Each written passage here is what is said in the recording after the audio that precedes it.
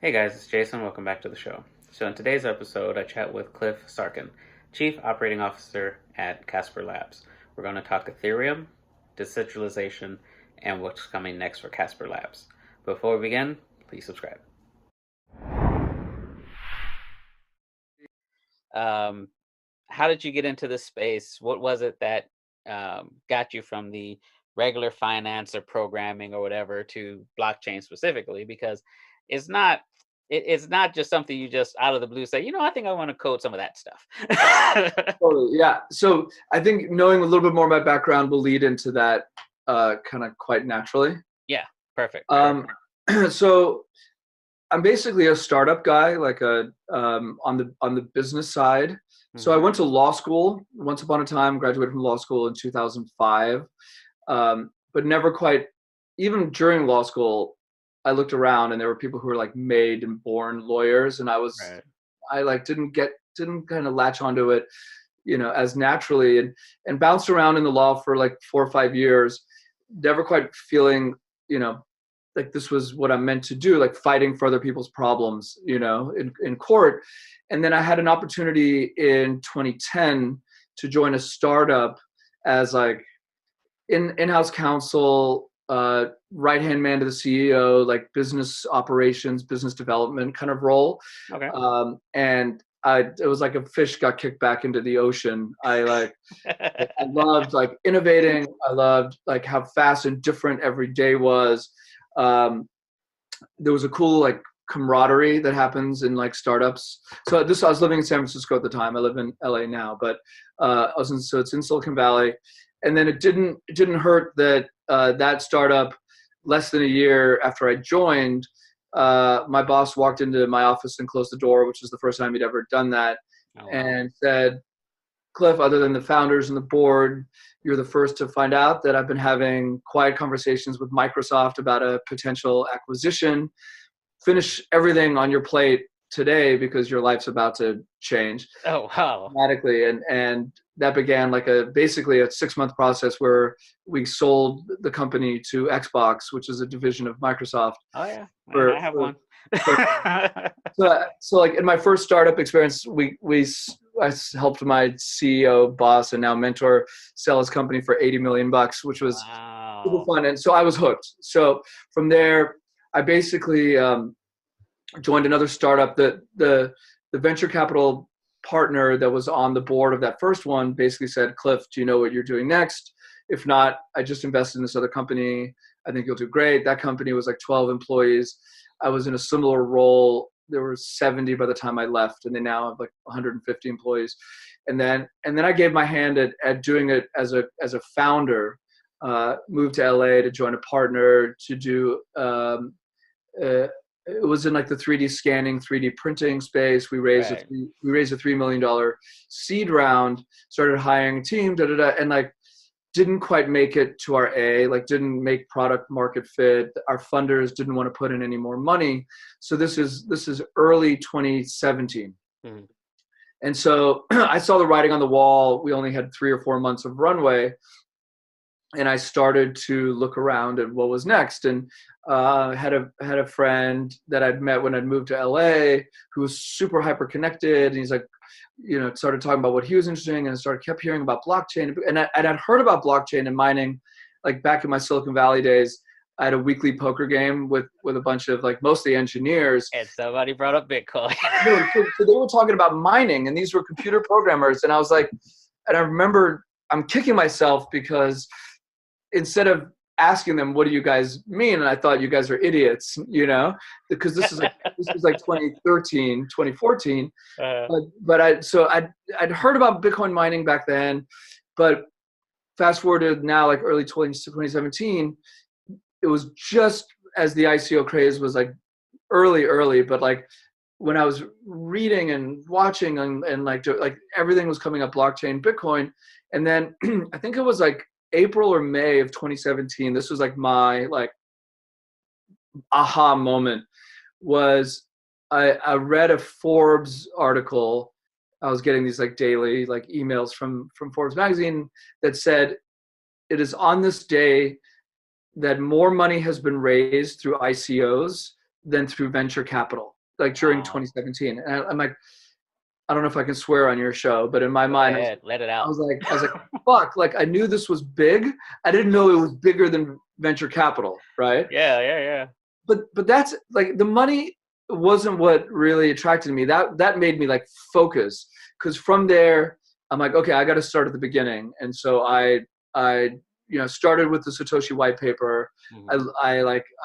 I went and like I watched Banking on Bitcoin. I looked at like every video that I could find, and I went through all like the founders of Ethereum, and I went through all their blogs, and and it took me like 2 months of like doing this deep dive, and I became a real true believer in the power of decentralized networks and leaderless systems and distributed computing, and what is decentralized governance, and the power that the empowering that it does to the individuals. And I'm politically I'm super progressive, but I'm also libertarian. I want to like make sure that we're taking care of the most needy, but I also want to be able to have as much freedoms as I want, right? Right. And so blockchain really seemed to scratch that itch, that democratizing but also individually empowering nature of things. So And I think I hear that a lot actually, more and more in the space, because a lot of people are very, taxation is theft, but very few people are like, F the poor. right, It's exactly, like exactly. we're in this space actually to actually help the poor, that and build some type of financial sovereignty for everyone. And so we kind of straddle the line between the progressive side and the libertarian side, Yeah, and it kind of blends in together, because like I know a lot of people in crypto who are big Bernie supporters, you know, totally. Yeah, and no, I'm one of them. Although I and like Elizabeth Warren did great last night. she did, didn't she? And I love the fact that she was right next to Bloomberg. She let him have it. yeah, so actually this is like a shameless plug, but if my Jewish mother would hear, she'd make sure I say this. I went to Harvard for law school, and Uh, she was teaching while I was there. So I've been a long time Elizabeth Warren supporter. So the other thing that happened right around that same time was the Equifax data breach. okay. Um, and Yep. like, turns out I'm one of the 147 million Americans who had their social security number and address and phone number now sold under the black market. I mean, everyone only gets one social security number. And like, as I was reading all this about, like this, we're at this moment in time where cryptography, which is 1,000, people have been doing centuries of work on cryptography, but it meets where we are with technology, that we can actually have full encryption of identity, but full transparency of transactions. Right. And then it's not stored in one place, it's stored everywhere. I'm like, I think everyone would admit that having a third of all Americans' data stolen is not what we want, regardless of your political stripes, Right. right? Like Well, and that should not happen. I'm glad you brought that up, because it's one of those things where you have so many cases of attacks that you wonder why the government isn't embracing blockchain. It's like, seriously, distributed technology. I mean, come on, really? No Yeah, central point of failure? What's the problem? I think they are. I think what governments are really skeptical about is the cryptocurrency side of things. Like now that you're questioning like state sovereign money, Yeah. that's going to get government really skeptical. I think we're finally evolved as an industry that this message of crypto is one iteration of blockchain, but the underlying technology has many use cases for medical records or data transfer or financial transactions, where when we're not talking about a new currency, we're talking about secure transactions. Right. It's starting to seep through, I think. And if I can swear again, one of the co-founders of CasperLabs, the company I'm with, Brock Pierce, who I don't know if you know the name, but he's I know, Brock. Yeah. so he just once, I don't even know if he remembers this, but I was in a conversation and we're talking about the the downturn of 2018 and 2019, and he's like, uh, uh, bull markets are bullshit, bear markets bear fruit. And so I think, like, for those of us that are still in the space, and there are a lot of us, the true believers, that have found a way to like fund the work that we're doing and build cool shit, Right. the stuff that's going to emerge over the next couple of years that were born and survived like the dry, harsh conditions of this winter, I think you're gonna start seeing some really cool stuff. And I hope the government starts embracing some of it. Like we're seeing like JP Morgan and IBM and UBS, and I think once the government sees those major institutions embracing it, Hmm. they're going to start embracing it. Yeah, and plus if we're gonna play keep up with China, and China already said they're gonna embrace blockchain, Big time, yeah, so we need to be on par with that. yeah. So let's talk about Casper Labs actually. So Casper Labs does blockchain solutions and smart contracts. Is that correct? So CasperLabs is a new layer one that's a smart contracting platform. So the way I like to explain CasperLabs is really when we launch, which will be later this year, towards the end of the year, we will be the third fully decentralized blockchain in the sense that really only Bitcoin and Ethereum, to me, can claim that they're fully decentralized. Bitcoin, obviously, but Ethereum, and which is obviously the biggest smart contracting platform. It's open source, it's public, permissionless, like anyone can become a miner, right? Like what every other new layer one has tried to do over the last 3-4 years is solve Ethereum's biggest problem, which is speed and scalability. Right. But they've done that by sacrificing decentralization, right? And like I was a big EOS guy for a while, and the idea of delegated proof of stake and it's very democratic, one token, one vote sounds democratic, but then what we've seen is the same 4 or 5 largest token holders just vote for each other, and you get a cabal, right? You get collusion. Right.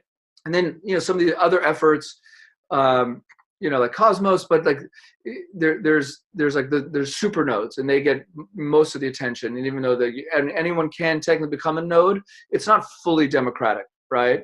And then all the way on the other side of the spectrum, and I love the technology and I love the team, and I put money in like Hashgraph, amazing tech, and they're boasting hundreds of thousands of transactions a second, but they're picking their nodes, right? There's like they're eventually going to have 39. I think they have 12 or 14 now, but they hand select them, right?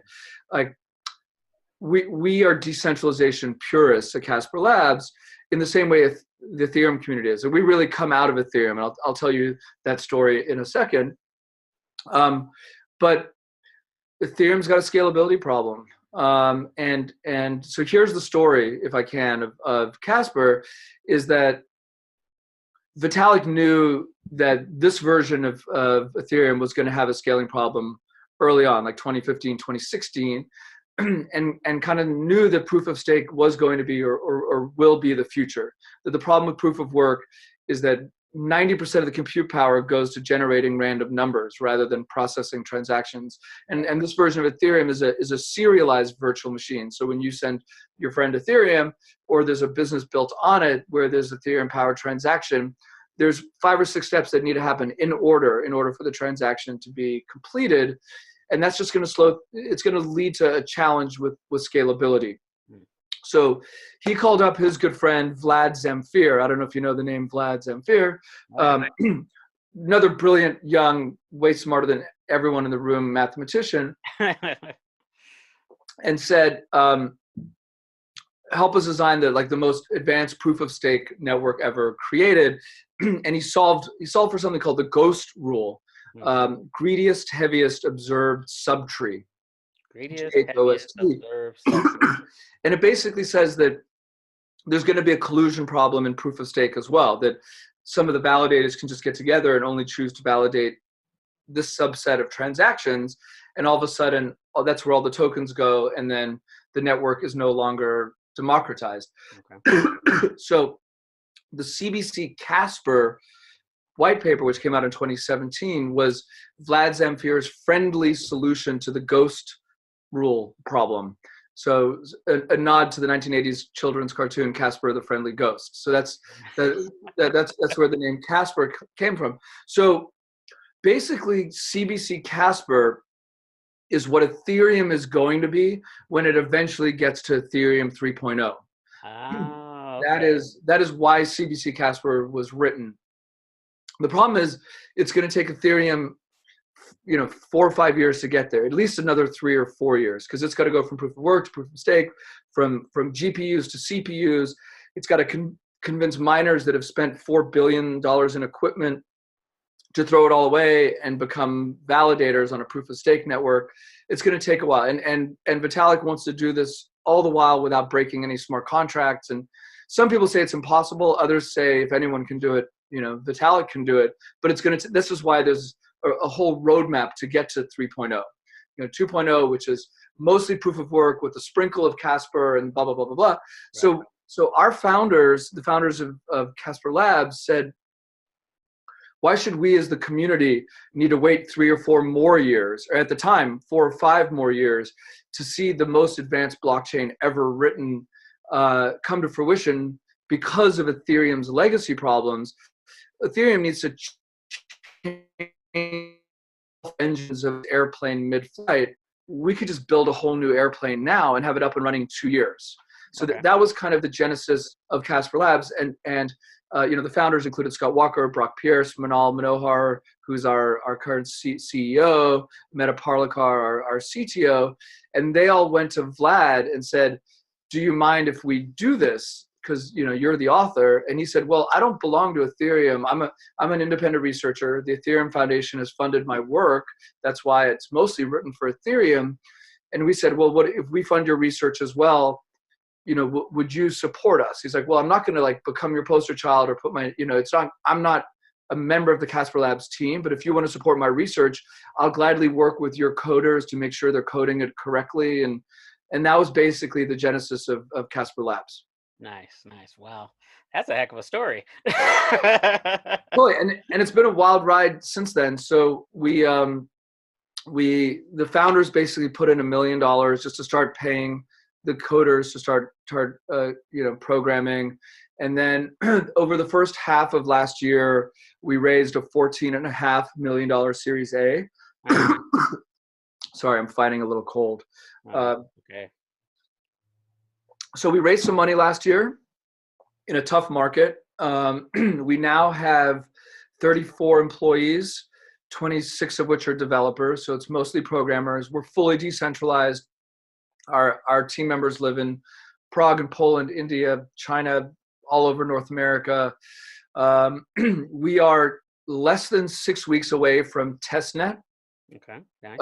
So we'll have 2. This will be our alpha testnet.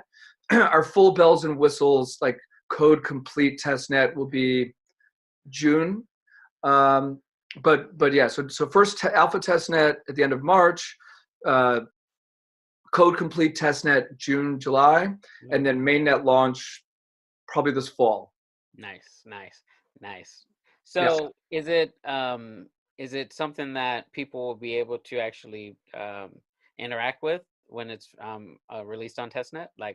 Is it more like a Absolutely. Like on our GitHub right now, GitHub/CasperLabs, you can download a version of the node to you start playing around with it already. But once testnet is up, we already have lined up a bunch of projects that want to start playing with it, trying it out. It'll be an incentivized testnet, so staking pools are already hearing about it and are going to want to participate. It'll be ready to go very soon. Super excited about it. Yeah. Can't wait. Well, because I heard of Casper Labs was last year at LA Blockchain Week. A couple of the team were on the cruise we went on, Cool. and had a long conversation, and just the idea of a completely decentralized platform from the gate is really, you don't hear that as much as you would think this late in the game. Yeah, well, you don't hear about it because Ethereum is decentralized, but it's got scalability challenges, right? And the next generation blockchains try to solve the speed problem, but they've done it by some form of sacrificing decentralization. They've either they pick their nodes, or it's a democratic process which turns out not to be democratic in the end, or they overly rely on layer two solutions. But um, what we're solving, or what our value proposition, which is fully decentralized and scalable, Mm, um, to us is kind of one of the holy grails, and it's a missing piece of the ecosystem right now. And like what we really hope is that what we offer, um, the full trust of a public chain, which really you can only trust. To me, like, trust is one of those things like loyalty and pregnancy. Like, you can't have like 99%. right. It's all or nothing. It's all or nothing on those ones. So it's the full trust of a public chain, and in our internal testing right now, we're at somewhere in like the 100 to 150 token transfers per second. So Mhm. we're already an order of magnitude above Ethereum, and we're hoping to be well higher than that by the time we launch mainnet. Nice, nice. Can't wait. I definitely want to have a look at this. And I really do appreciate you coming on and talking to me and telling me about yourself and Casper Labs and all that. And hopefully after it rolls out, we can have you back on and we can do an update and let people see it in action maybe. Yeah, awesome. Would love that. Either a test net or mainnet, but more than happy to talk to you and your community anytime. I appreciate it. All right, everyone, I'm going to put Cliff's information in the description below so you can follow him on Twitter. Follow the Casper team at Meet Casper Labs on Twitter. And, well, Cliff, you're on Twitter too. You're at Yeah, Cliff Sarkin, I'm correct? there as well. All right. So, and then we're going to link the Casper Labs website in the description below so you can click on it and have a look for yourself. Cliff, thank you so much for joining me today. I really appreciate it. Thanks for having me, and have fun out there, world.